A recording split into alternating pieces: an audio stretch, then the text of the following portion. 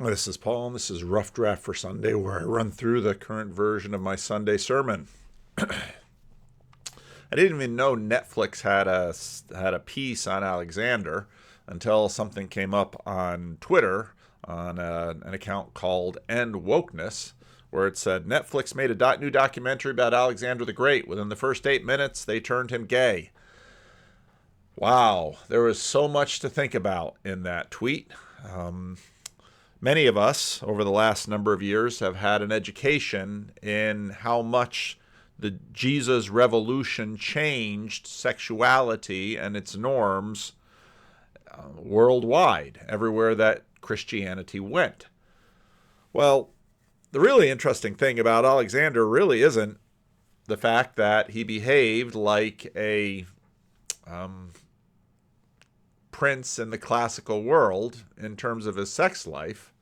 It's a little bit more interesting that, in fact, he was called a son of God. And the story on Netflix, I saw the first episode, at least partially, that they mentioned, and that was interesting too, in terms of the way it was framed. Why was Alexander a son of Zeus? And why did people easily believe that? And why might they believe that? How could this young man conquer the world? And why did that make him a god? Completely unrelated to this, someone pointed me to the work of Thomas Carlyle, who wrote a book in 1840 on heroes. And the first chapter grabbed my attention right away.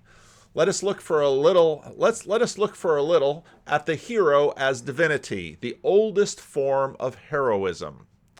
Now that was really interesting. Now, of course, hero ideas and motifs and archetypes have been around quite a bit. Joseph Campbell wrote Hero with 1,000 Faces, the Monomyth, or the one story that inhabits seemingly all the hero movies, has been around quite a while, and we've become familiar with this. Now, in a secular age, people don't necessarily connect that with a god, but pretty much everyone in the ancient world would. The reason, the way that you know Alexander the Great is a god in the ancient world is because, in fact, he conquered the world. If he had failed to conquer the world, then he wouldn't be a god. That's kind of the way that goes. And those categories are very different from the categories that we tend to walk around with here because of Christianity.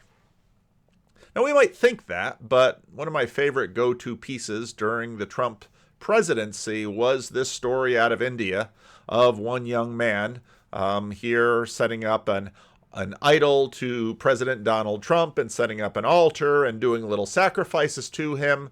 And in fact, that is very much in keeping with that ancient way of thinking. We are quite clear as to what sort of god or hero we want. We want someone who's going to be a winner. We want someone who's going to conquer. We want someone who's going to change the world. And we want someone who's going to change the world in alignment with how we think the world should be changed. Now, today's story begins and in a place on the way to Caesarea Philippi. Now, that might just sound like one of those strange biblical names, but if you look at what's in the title, Caesarea, well, that's Caesar. Philippi, well, what famous Philip is there in history? Well, Philip of Macedonia, who just so happens to be the father of Alexander the Great. My, what a coincidence. Why on earth, well, we're about to see which story happens here. Why on earth would this conversation happen in a place in one of the villages around a city named Caesarea Philippi? And how could such a city be named? Well, if you look for Caesarea Philippi on the map today, you won't find it. Why? Well, it's in a place called the Golan Heights, which some of you might know that after the Six-Day War is basically kind of a no man's land between Israel and Syria, and still a contested one. It's called Banias, or Banyas. It's a site in the Golan Heights near a natural spring once associated with the Greek god Pan. Well, that's interesting. What is the Greek god Pan? Well, the Greek god Pan is the god of the god of the wild, the god of shepherds, and the god of flocks, of rustic music, and the companion of nymphs. He's associated with fertility and the season of spring. It's located at the foot of Mount Hermon, north of the Golan Heights in the Israeli portion. The spring is the source of the Benias River, one of the main tributaries of the Jordan River. And in fact, there is an ancient city there that was founded sometimes after the conquest of, Alexander the Great, the god we got to meet in the first slide and who is now on Netflix, not in sort of a Victorian motif, which would make us looking back through history at Alexander sort of a man's man who would never do the kind of thing that we see in Netflix, hence sort of evoking the response that this person gave. And the city is this city is the location of this conversation we're about to see. On the way, he asked them, "Who do people say that I am?"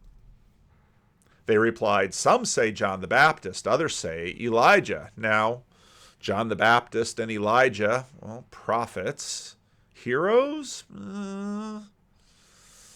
and still others, one of the prophets. That seems to be where people are kind of locating Jesus.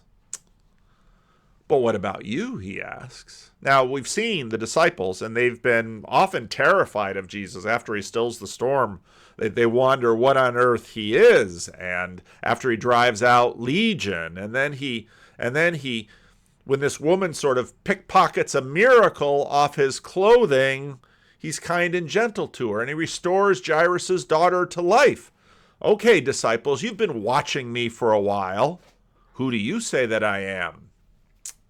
Peter answered, speaking for the rest of them, no doubt, "You are the Messiah, the anointed one, the Christ." And Jesus warned them not to tell anyone about him. But what on earth did that word mean?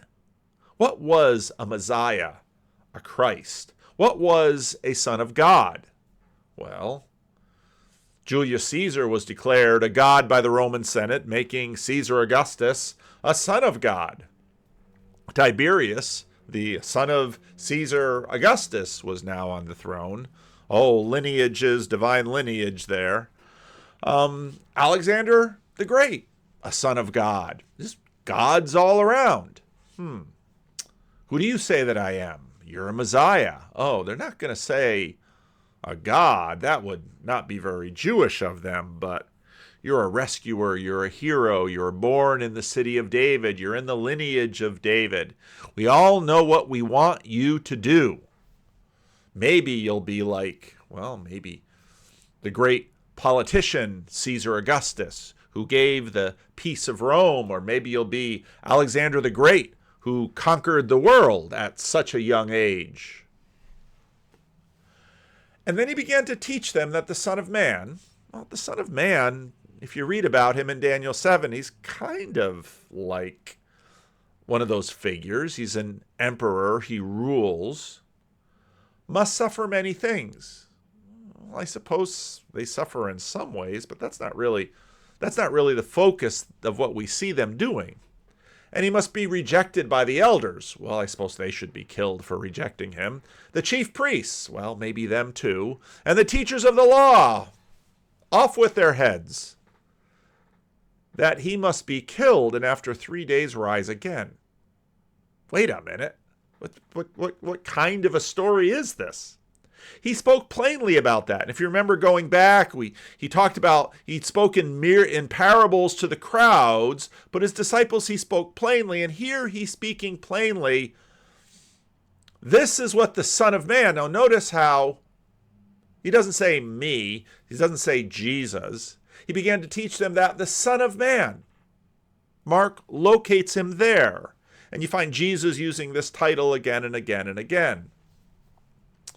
Peter took him aside because clearly, Jesus, you don't understand. We're heading to Caesarea Philippi, where we've got all of this stuff around us.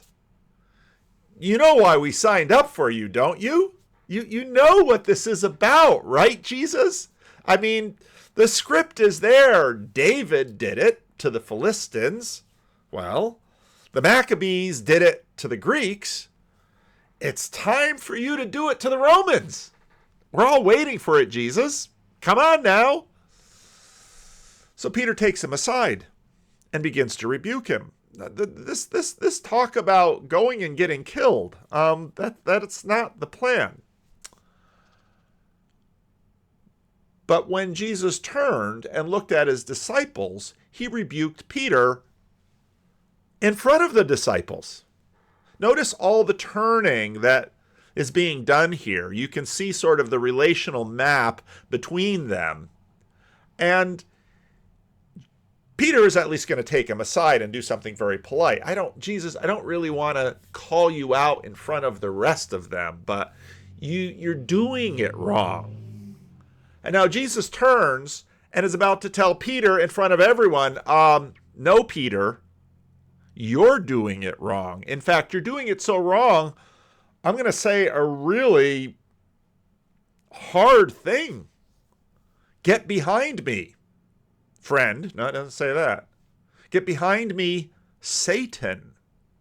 He just called Peter Satan. He said, you do not have in mind the concerns of God, but merely human concerns. Well, we could stop right there and talk about that line for the rest of the day. But at least what it means is they've got in their mind everything that everyone would naturally have in their mind, that Jesus will be another Caesar, that Jesus will be another Alexander, that Jesus will be the kind of God that ancient empires knew people wanted to aspire to become. A God who will do the kinds of things that nations hope they will do, at least the nations that own such gods. Is Jesus a hero? Now, we've done a lot of talking about heroes. The hero's journey, the hero's story, the hero's narrative, heroes. The second chapter, which is how I got into that Thomas Carlyle book, was he makes the argument that Muhammad was a hero because Muhammad was the kind of guy who developed a successful empire. Ta-da! Wouldn't it be smart for Jesus to kind of do like Muhammad? Or do like David, or do like the Maccabees, or do like Alexander, or do like Caesar? Now, this question should disrupt us because, like Peter had in mind with respect to Messiah, well, what is a hero? Not only does he turn and rebuke Peter in front of the disciples, now he calls the crowd. And again, you might think, Peter was just nice to sort of take Jesus aside and rebuke him privately. Jesus is taking this up different levels. So he calls the crowd to him with his disciples and says, whoever wants to follow me to Rome, grab a sword and we're going to kill anybody who stands ahead of us. Well, he doesn't say that. He says, whoever wants to be my disciple, whoever wants to follow me, must deny themselves, take up their cross, and follow me. Now, I want you to, many of you have heard this verse often, and so it has no punch.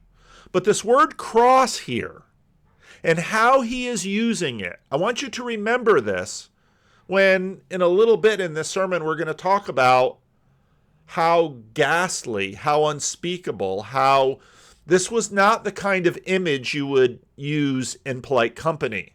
Now, some of you listening to this have nice little gold crosses around your neck, or you have nice little crosses on your wall. Nobody would have that. We're going to talk about Justin Brierly's podcast that he just released this week, and he talks about the fact that there's really not a lot in the historical documents about crucifixion because, well, first of all, everybody understood it. And second of all, nobody wanted to think about it because it was just that ugly and ghastly and offensive. Whoever wants to be my disciple must deny themselves and take up their cross. They have a cross coming to them. Their cross and follow me. For whoever wants to save their life will lose it. But whoever loses their life for me and for the gospel will save it. What good is it for someone to gain the whole world? Well, that's what Caesar did. That's what Alexander did. Didn't they gain the world? Isn't that what Jesus is talking about? And Jesus says basically, what good is that? What did it ever do for Caesar? Where is he? Well, he's dead and praised. What about Alexander? What good for? Well, he's dead and praised. Was he killed? Was he poisoned by his troops? Maybe. What good is it for someone to gain the whole world yet forfeit their soul? Or what can anyone give in exchange for their soul? If anyone is ashamed of me and my words in this adulterous and sinful generation, the Son of Man will be ashamed of them when he comes in his Father's glory with his holy angels. Now, here again, I know that there's always a little drama around this Son of Man phrase when I use it in this way, but the Son of Man is the figure that comes in the Father's glory with the holy angels. It's the kind of figure we see in Daniel 7. The Son of Man is kind of an emperor-type figure, and you kind of imagine a general coming with his troops. And he basically says, well, if you're ashamed of me now, I'll be ashamed of you then. Yeah, but how can I be proud of someone who has a cross? It doesn't make any sense. And he said to them, truly I tell you, some of you standing here will not taste death before they see that the kingdom of God has come with power. Well, in this context, we're thinking Jesus is just so confusing because on one hand, Peter is trying to give him some good sound advice about how to be the kind of Messiah, the kind of Alexander, the kind of Caesar, the kind of David, the kind of Maccabees that everybody knows. Everybody knows how to do that. Get a following, get some swords, throw off the oppressor, build a palace, have a throne, have police, just do that. And he doesn't. The kingdom coming in power, well, what does that mean? What does this do to all of our implicit definitions of Messiah or hero? Jesus is clearly disrupting it. Now, after 6 days, Jesus took Peter, James, and John with him and led them up a high mountain, where they were all alone. Then he was transfigured before them. His clothes became dazzling white, whiter than anyone in the world could bleach them. And there appeared before them Elijah and Moses, who were talking with Jesus. Peter said to Jesus, Rabbi, it is good for us to be here. Let's put up 3 shelters, one for you, one for Moses, and one for Elijah. It's kind of like a palace, right? You're up top of the mountain. It's kind of like a natural palace, a heavenly palace. This is the palace we've all been waiting for. He did not know what to say. They were frightened. So here it is again. They're terrified of him on the Sea of Galilee when he stills a storm. The village is terrified when the pigs all drown in the lake. The woman is terrified who picked a miracle out of Jesus' pocket. And the one thing that they're not terrified of is, we want you to be Alexander or Caesar or one of these. That doesn't scare us. But now he's showing them something that's terrifying, and their first instinct is build a palace. Of course it's their first instinct.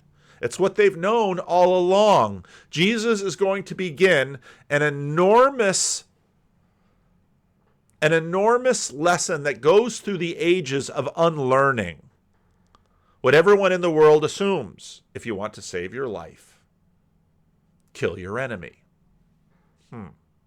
If you want to save your life, lose it for my sake. Well, what does that mean? Then a cloud appeared and covered them. Aren't there clouds in Daniel 7? And a voice came from the cloud, "This is my son whom I love. Listen to him." Yeah, but he doesn't seem to know how to do it. Suddenly they looked around and they no longer saw anyone with them except Jesus. Shoot! Moses and Elijah and Jesus together? Boy, those three, they could take on the world. Now we're just back to Jesus, who doesn't seem to know how to do it. And when we try to correct him, embarrasses us in front of the crowd. Now, what's with the 6 days? This is from a commentary by William Lane. The precise temporal reference, 6 days, is unusual in Mark and indicates that the evangelists attached special importance to this episode. Well, I would think, it's high mountain, bright light. Yeah, it's important.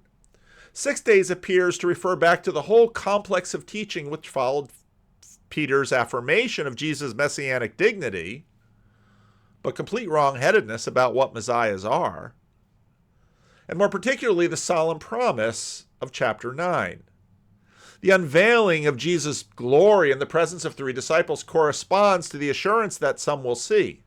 The Transfiguration is presented in the terminology of a theophany, God shining, which reveals the powerful coming of the kingdom of God. Understood in this light, the precise time reference of verse 2 recalls Exodus 24:16, where 6 days designates a time of preparation for the reception of revelation. So in other words, you think you know what that word you're using means. You need to prepare, and I'm going to show you what it means. Does it mean Jesus, King of the world? Yes. He told you the path to getting there, and that's what you've rejected. Mark evidently regarded Jesus' announcement of his approaching suffering as the preparation required for witnessing the disclosure of Christ's true character. In this way, the suffering and glorification of Jesus are intimately associated at the beginning of the narrative as close as at its close close when Jesus speaks of the Son of Man as an object of contempt in 9:12. 6 days, high mountain, dazzling white. They're terrified. That's the parts that are consistent. Let's build a shelter. Not quite sure what you want to do. Let's put up 3 shelters. We have Moses, Elijah, and Jesus available, but you can charge admission. That's not the path, Peter. That's not the path. The path will be surprising. The path will be unnerving. The path will seem to be absolutely the craziest thing. Aren't would-be messiahs regularly crucified by Romans? Now, 2,000 years later, you scratch your head. Oh, yeah, he talked about that Bar Kokhba guy. But, yeah, I don't know. I don't read history. Now, the Transfiguration, I'm not going to go in deeper, partly because there's something just kind of obvious about it. He's shining like the sun. At least the ancients would have got that. Sometimes when you deconstruct things, they get less powerful rather than more. And at least at a certain level, the symbolism stuff sort of works on a level that we don't understand. Why do we put flowers on graves? What is that about? But we know it's the right thing to do, even if we don't know why. Jesus is shining like the sun, and we don't know what to do about it. As they were coming down the mountain, Jesus gave them orders not to tell anyone what they had seen until the Son of Man had risen from the dead. Now, in the space of a few verses, that's the second time he said that. And again, as I mentioned last week, at least in the sermon, the live sermon is always different from the rough draft. Nobody shows up at the tomb, except women who are preparing to embalm him further. Then they kept the matter to themselves, okay, because they're not quite sure what's going on still. And they were discussing, what does he mean by rising from the dead? The dead thing? No, that's the part that we're taking out. You must take up if you would be my disciple, you must take up your cross and follow me. Cross, my cross, dead. No, that's the part. Alexander dies and it's the end. Caesar dies and it's the end. Romans kill messiahs, and when they die, that's the end. Jesus says, it's not going to be the end with me. Oh, this is the most confusing. This is the most confusing God-man we've seen running around in this world. All the other ones I can kind of figure out.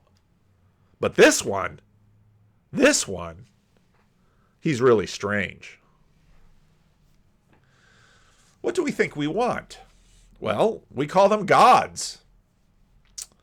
But there have been lots of them. And their enemies call them murderers and evil. They don't really change the world. They just sort of use the main systems of the world to do what's always done.